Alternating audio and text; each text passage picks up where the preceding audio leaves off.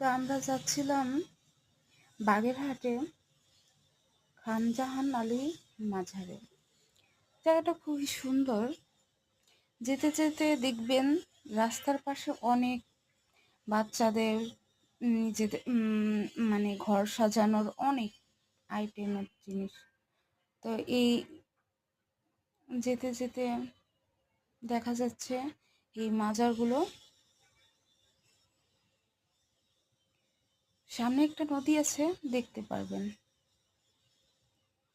জায়গাটা খুব সুন্দর, বিকেলে অনেক মানুষ আসে। তো এই নদী ভালো লাগে খুবই, বাতাস, নদীর পাড়ে অনেক মানুষ, তারপর খাবারের অনেক দোকানপাট, ভালোই লাগে, যে দেখবেন।